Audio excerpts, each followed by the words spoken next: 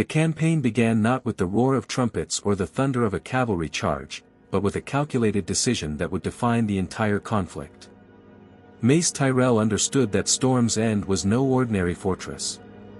Rising upon sheer cliffs overlooking Shipbreaker Bay, its colossal walls had earned a legendary reputation for resisting both nature and man. Countless storms had battered its stone for generations, yet the castle remained unbroken. Any commander with even the slightest understanding of siege warfare knew that a direct assault would come at a terrible cost. Thousands of lives could be lost in a single day, only to leave the attackers standing before the same unyielding walls. Instead of seeking a dramatic victory through force, Mace Tyrell embraced a strategy built upon patience, discipline, and the slow erosion of his enemy's strength. As the army of the Reach advanced toward Storm's End, the countryside changed almost overnight. Bright banners bearing the golden rose of House Tyrell spread across the hills like a sea of color. Columns of infantry marched in perfect order while heavily armored knights escorted endless wagons loaded with grain, salted meat, barrels of ale, arrows, spare weapons, and tools for constructing camps. Blacksmiths, carpenters, cooks, stable hands, physicians, and engineers followed behind the fighting men, transforming the military host into a moving city.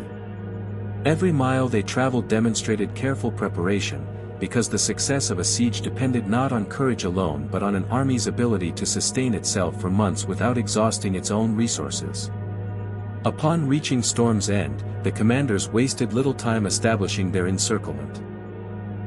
Camps were positioned strategically around every road leading to the fortress, ensuring that no messenger, merchant, or supply convoy could enter unnoticed. Watchtowers were erected from freshly cut timber, allowing sentries to observe every movement from the castle walls. Patrols rode continuously across nearby forests and valleys, searching for hidden paths that desperate defenders might attempt to use. Rivers, trails, and coastal approaches were monitored with relentless vigilance. The objective was absolute isolation. Every possible connection between the fortress and the outside world had to be severed until the defenders were left entirely dependent upon whatever provisions remained behind their walls. Unlike the spectacular battles celebrated by singers, siege warfare unfolded through silence and routine. Each sunrise brought familiar tasks rather than heroic charges. Guards rotated their watches with disciplined precision. Supply wagons arrived from the fertile lands of the Reach, delivering fresh food that allowed the besieging army to remain well-fed and organized. Engineers inspected defensive earthworks surrounding the camps while officers reviewed patrol reports and calculated food consumption. Days passed with remarkable calm, yet beneath this quiet surface, the pressure upon Storm's End increased relentlessly. Every peaceful morning outside the walls translated into greater desperation within them, where every loaf of bread consumed could never be replaced.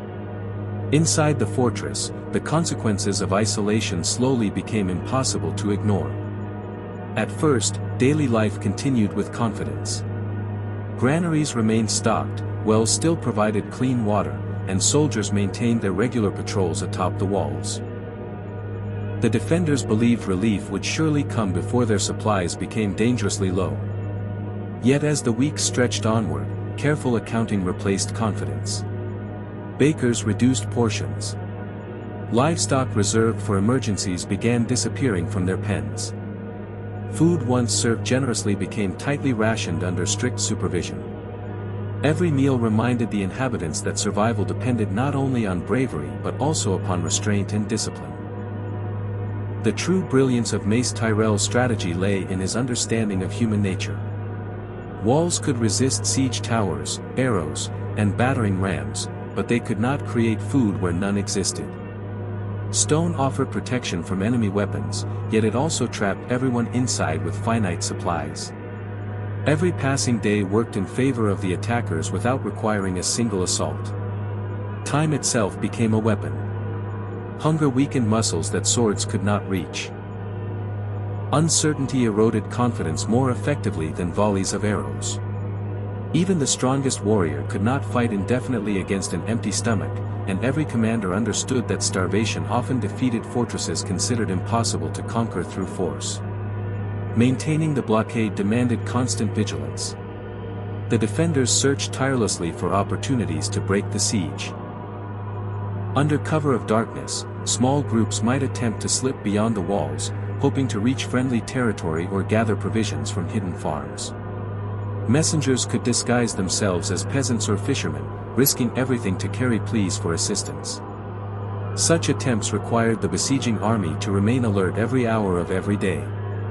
Cavalry patrols rode throughout the night while sentries scanned the darkness for the slightest movement. A single successful escape could bring reinforcements that might completely alter the balance of the campaign, making discipline among the attackers just as essential as determination among the defenders. The fertile lands controlled by House Tyrell provided another decisive advantage.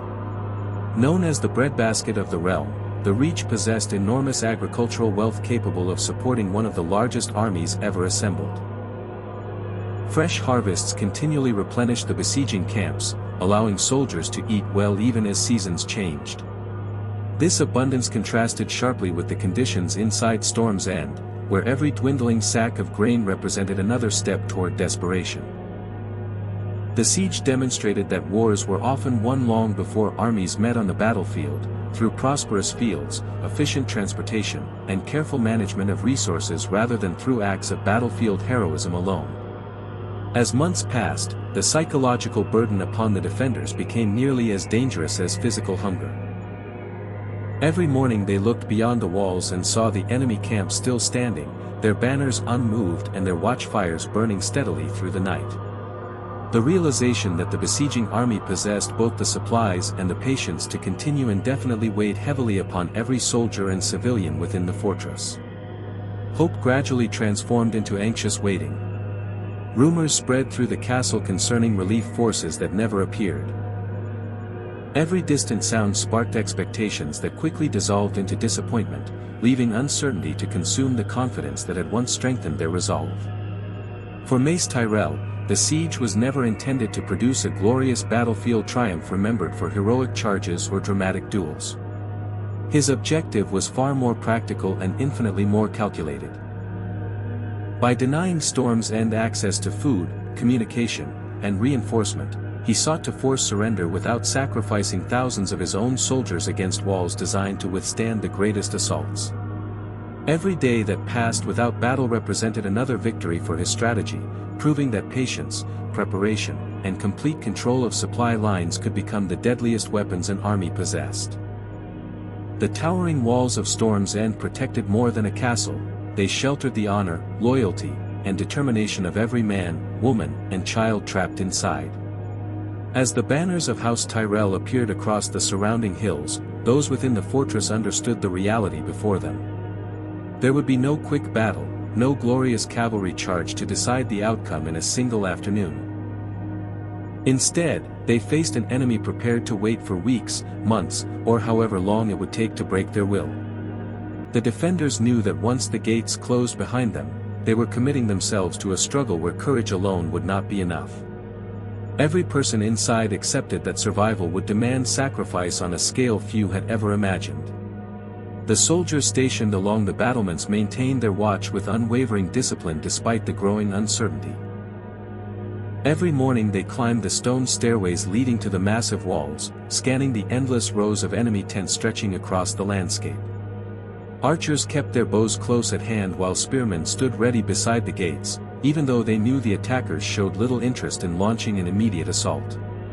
Their armor remained polished, their weapons sharpened, and their formations practiced daily. Routine became an essential weapon against fear. By maintaining military discipline, the defenders reminded themselves that they remained an organized fighting force rather than prisoners awaiting an inevitable fate. Within the castle's walls, leadership became just as important as the strength of its stone defenses. Officers carefully managed every available resource while ensuring that panic never spread among the people. Granaries were inspected constantly, food was measured with strict precision, and rations were distributed according to carefully calculated plans. No one was allowed to consume more than necessary, regardless of rank or status. Noble families and ordinary soldiers alike were expected to endure the same hardships. These decisions were often unpopular, but they reflected an understanding that fairness preserved unity, and unity was one of the strongest defenses any fortress could possess during a prolonged siege. As the days turned into weeks, the atmosphere inside Storm's End began to change. Markets that had once been filled with conversation and activity grew quieter. Kitchens prepared smaller meals using fewer ingredients. The comforting smell of fresh bread became increasingly rare as flour supplies dwindled. Families learned to stretch every remaining portion, carefully preserving whatever food they still possessed. Parents often chose to eat less so their children might have enough strength to face another day. Even the simplest meal became an event of gratitude rather than routine, reminding everyone that survival depended upon careful restraint instead of abundance. The emotional burden of isolation weighed heavily upon the defenders. From the highest towers, they could clearly see the enemy camps surrounding them from every direction. Day after day, the banners of House Tyrell remained firmly planted, their campfires glowing each evening like countless stars across the hills. The sight served as a constant reminder that there would be no easy escape.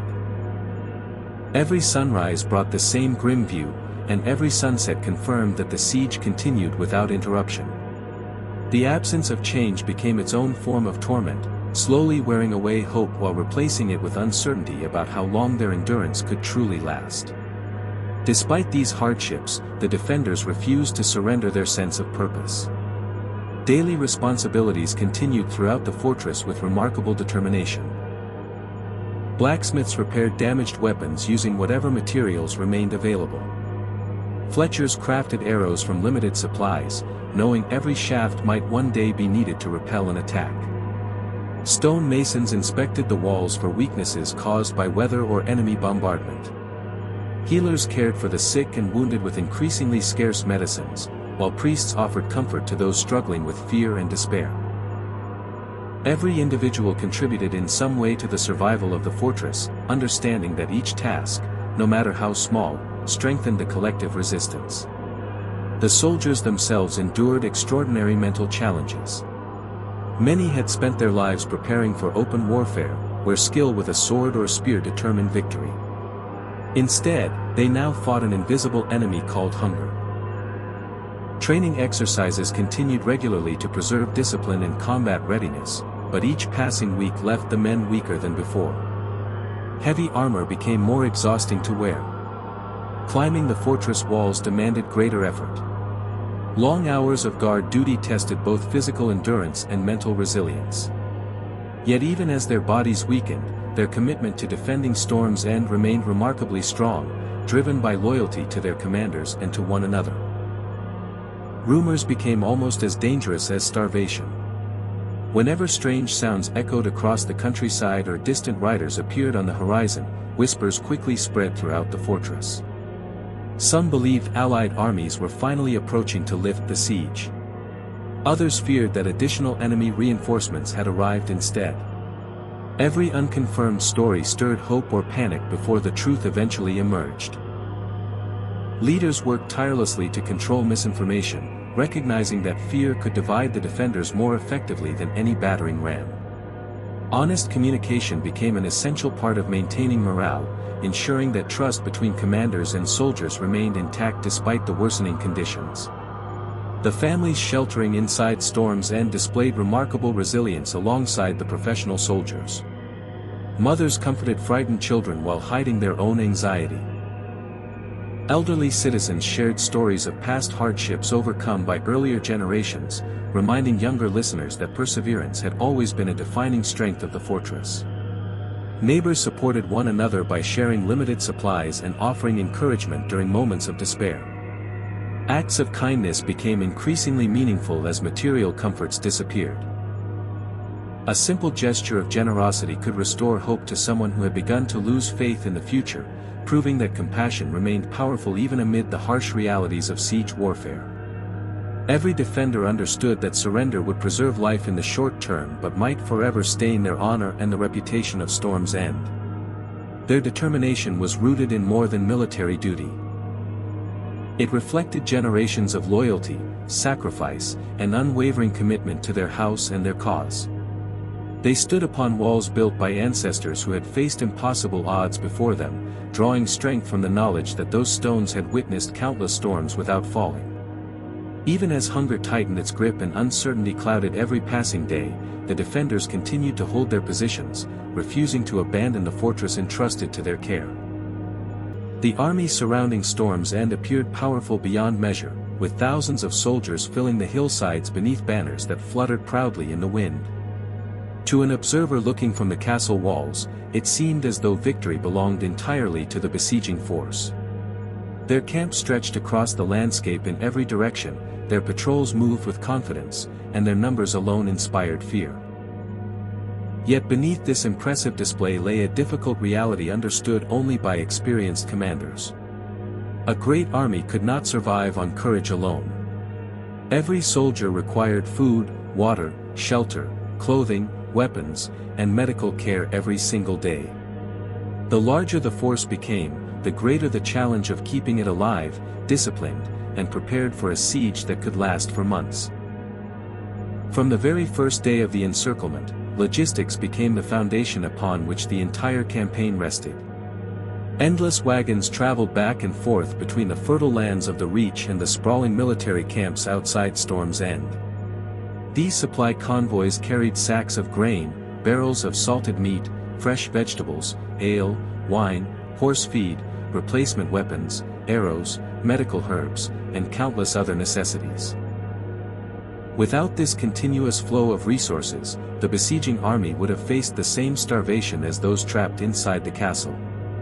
Every road leading toward the camp had to remain secure, every bridge protected, and every wagon guarded against raids or ambushes that might interrupt the delicate chain of supply. Maintaining order among thousands of men demanded extraordinary leadership. Soldiers could not simply spend every day waiting for battle without purpose. Officers established strict daily routines that governed nearly every hour. Guards rotated their watches with precision. Patrols rode through nearby forests and fields searching for hidden escape routes or enemy scouts. Engineers strengthened defensive earthworks surrounding the camps while carpenters repaired wooden structures damaged by weather. Blacksmiths sharpened swords, repaired armor, and forged replacement equipment. Every soldier had responsibilities beyond fighting because idleness often bred frustration, indiscipline, and conflict within even the strongest armies. The weather became an enemy that showed no loyalty to either side. During heavy rain, the carefully organized camps transformed into fields of mud where wagons became stuck and tents struggled to remain standing against fierce winds. Damp conditions soaked clothing, weakened campfires, and made sleeping almost impossible. Cold nights tested the endurance of every soldier, while summer heat exhausted both men and horses beneath heavy armor. Unlike the defenders protected by massive stone walls, the besieging army lived almost entirely beneath canvas shelters exposed to the changing seasons. Nature constantly reminded them that surviving outside a fortress could be just as difficult as surviving within one. Disease posed an even greater danger than enemy arrows. Thousands of men living together in close quarters created ideal conditions for illness to spread rapidly. Water supplies had to remain clean, waste had to be disposed of properly, and food required careful storage to prevent contamination. Physicians moved through the camp treating wounds, fevers, infections, and countless other ailments that threatened the health of the army. A single outbreak of disease could weaken an entire force without the defenders ever opening the castle gates. Commanders therefore understood that sanitation and medical care were not secondary concerns but essential components of military success. The horses supporting the army required almost as much attention as the soldiers themselves. War horses, pack animals, and draft horses consumed enormous quantities of grain and fresh water each day. Stable hands worked tirelessly to groom them, treat injuries, repair harnesses, and ensure the animals remained fit for duty. Without healthy horses, cavalry patrols could not monitor the countryside effectively, supply wagons could not transport provisions efficiently, and communication between different sections of the encampment would slow dramatically. Every successful siege depended upon maintaining not only the fighting strength of its soldiers but also the endurance of the animals that carried much of the army's burden. Morale became one of the most difficult challenges facing the commanders. Unlike battles that ended within hours, a siege demanded patience measured in weeks and months. Many soldiers had joined the campaign expecting opportunities to prove themselves through combat, only to discover that their greatest task involved waiting. Endless days of routine patrols, guard duty, equipment maintenance, and camp labor gradually wore upon even the most disciplined warriors. Boredom often became as dangerous as fear because restless soldiers were more likely to neglect responsibilities, argue among themselves, or ignore orders. Officers therefore organized regular drills, inspections, and training exercises to keep the army focused and prepared for any sudden developments. Security remained a constant concern throughout the siege. Although Storm's End was surrounded, the defenders continually searched for opportunities to escape or communicate with allies beyond the blockade. Small groups might attempt daring nighttime missions through forests or along rocky coastlines where visibility was limited. Messengers disguised as fishermen, merchants, or wandering travelers could carry requests for reinforcements if they managed to evade the watchful patrols. To prevent such attempts, the besieging army maintained an unbroken network of sentries who remained alert day and night. Every suspicious movement demanded immediate investigation because even a single successful messenger could change the course of the campaign by bringing powerful allies to the defenders' aid. Financial pressure also mounted with every passing week. Feeding and equipping thousands of soldiers required enormous wealth.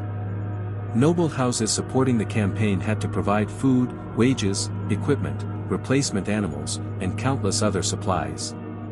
Blacksmiths expected payment for their work, merchants demanded compensation for provisions, and transport crews required resources to continue their constant deliveries.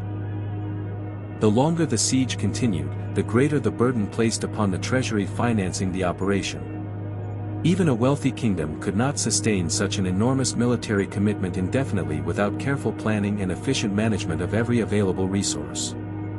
The greatest misconception about siege warfare is that only those trapped inside the fortress suffer hardship. In reality, the armies surrounding Storm's End faced relentless challenges of its own every single day. They battled harsh weather, disease, exhaustion, boredom, logistical difficulties, financial strain, and the immense responsibility of maintaining discipline across thousands of men while remaining constantly prepared for unexpected attacks or relief forces. Every sunrise demanded fresh supplies, renewed vigilance, and unwavering organization, proving that the hidden cost of siege warfare extended far beyond the battlefield and tested the strength of an entire army long before a single castle gate was ever opened. The Siege of Storm's End was never destined to be remembered as a battle won by a single heroic charge or a legendary duel between famous warriors.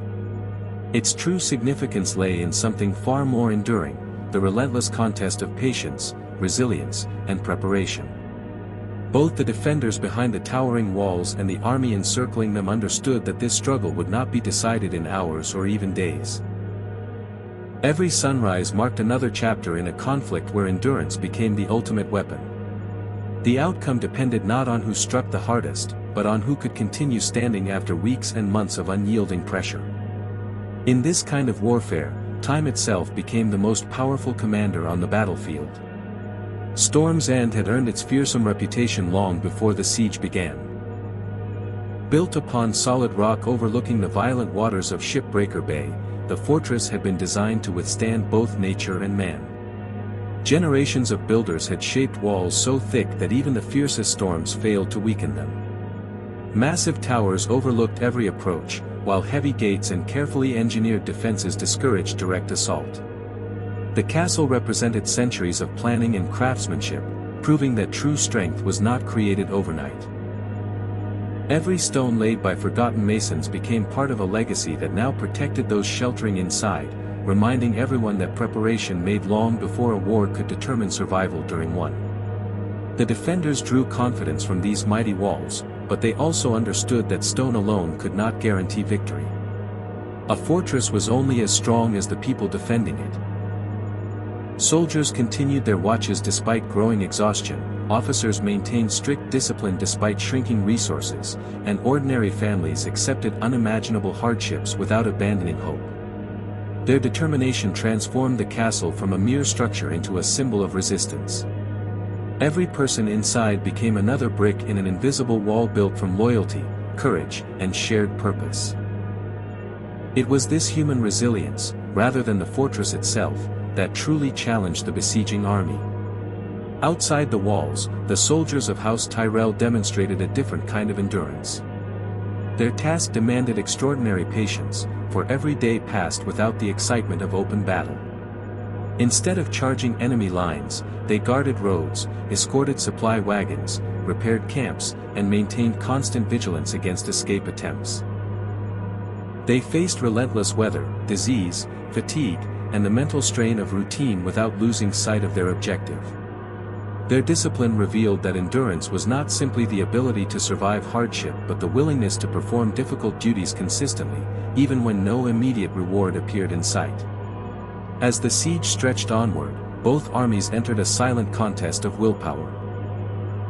Every passing day forced the defenders to ask themselves how much longer they could survive with limited food, while the attackers questioned how long they could continue supporting such a massive force in the field.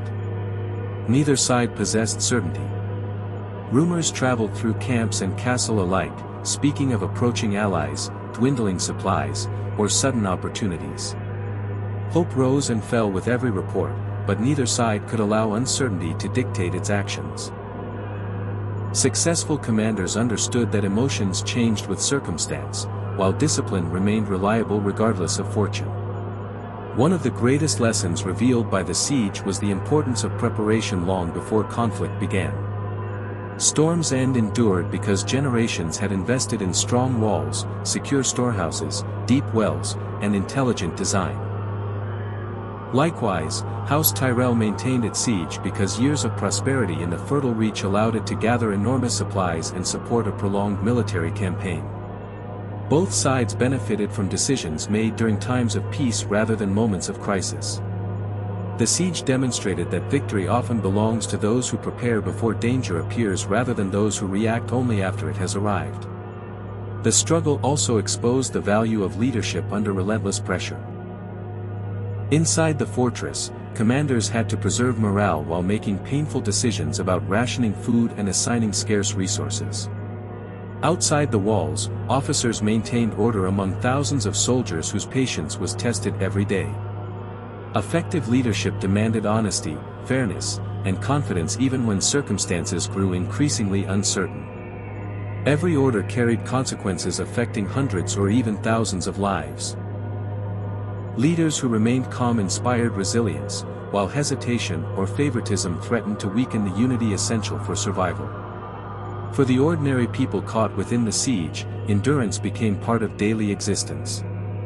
Children grew accustomed to smaller meals, families shared whatever little they possessed, and neighbors relied upon one another for comfort as uncertainty lingered over every sunrise. Soldiers standing atop the battlements watched the enemy below with the same determination they had shown on the first day, even though hunger had begun to weaken their bodies. Outside, young recruits who had once dreamed of glorious battles discovered that true military service often required patience, sacrifice, and unwavering commitment instead of moments of fame. Every individual contributed to the larger struggle simply by refusing to give in to despair. The Siege of Storm's End became more than a military operation, it evolved into a timeless demonstration of how kingdoms survive their greatest trials. Castles, armies, and commanders all played important roles, but none of them could succeed without endurance. Wealth could purchase supplies, engineers could construct mighty walls, and warriors could master every weapon of war, yet without the determination to continue through hardship, every advantage eventually disappeared. The contest revealed that lasting strength was built not only through power but through perseverance, discipline, and the refusal to abandon one's purpose when every passing day brought fresh challenges. Across history, countless kingdoms have risen and fallen according to this same principle. Those who invested in preparation, protected their resources, trusted capable leaders, and cultivated resilience among their people endured even the harshest storms. Those who relied solely upon strength without planning often collapsed when confronted by prolonged adversity. The Siege of Storm's End stands as a lasting reminder that the fate of kingdoms is rarely decided in a single dramatic moment, but through countless choices made day after day, where endurance, patience, and unwavering resolve slowly shape the course of history.